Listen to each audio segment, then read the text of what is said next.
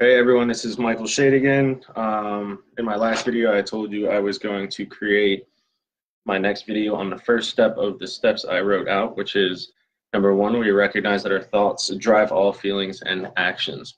So I'm going to go into a little bit of detail about what this step means. So pretty much for me in my addiction, I didn't realize for a very long time that thought was the main problem. And I thought that exactly what I'm saying is I thought that it was the substance had the power over me, but I was just looking outside of myself to find something to fix what's inside of myself. Um, so there's a story I heard from a guy named Michael Neal. This will kind of give you an idea of what thought generates in our mind of reality. But Michael Neal talked about how he had,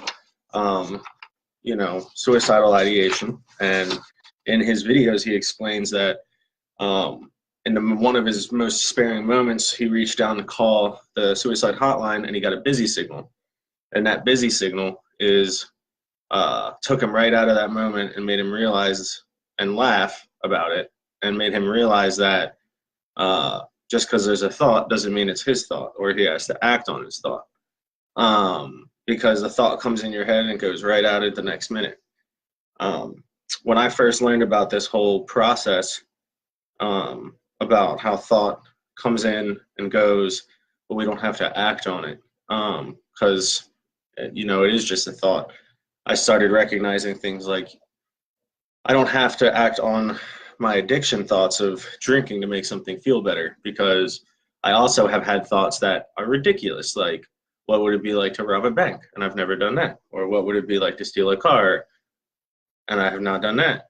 Or what would it be like, to, I don't know, anything along those lines, but crazier thoughts than picking up a drink. When we know what's going to happen if we pick up a drink, we're going to end up in the same place we started at from drinking. But yeah, so the thought process works as though we think it's our reality and we have to act on it, or else there will be no other cure.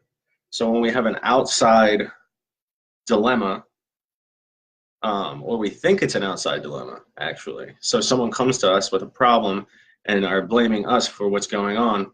We think that we did something exterior to ourselves to hurt somebody or to hurt ourselves. So the only way to fix that is to get something outside of us, such as a drink or a drug, to fix that. But when you come back and think about it, the only reason you think there's a dilemma is because you think there's a dilemma. So when we have this thought that there's a problem, the only problem is us thinking about it being a problem. If we didn't think about it being a problem, then it wouldn't be a problem. So we have to look at it like that. And the more you recognize that the thought is what's creating the stress and the problem within you, you realize you can't fix a thought with a thought. You're just thinking more. And, it's like you can't fix a problem with a problem. So, but by recognizing the fact that a thought is a thought, we can get out of our bodies, out of our heads, and that thought will dissipate. It will go away. And not to say it won't come back, but you do it again. And over time, it does get easier.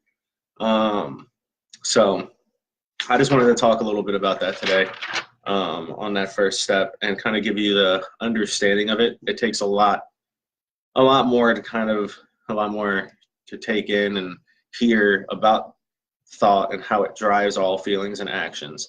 But, when we have a thought, it goes right into how we feel about something. And then when we feel some sort of way about somebody, we feel like we have to take an action to make that feeling go away, improve itself.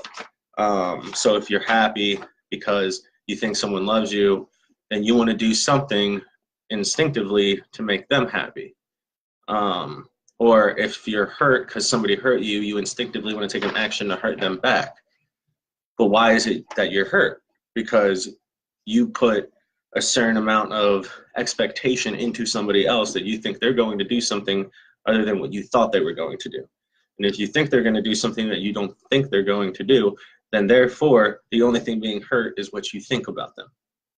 So, but yeah, so I know it's a little confusing. It's a lot to take in. I will be doing another video tomorrow on step 2. and that's the universal mind and coming to understand it and all of its capabilities.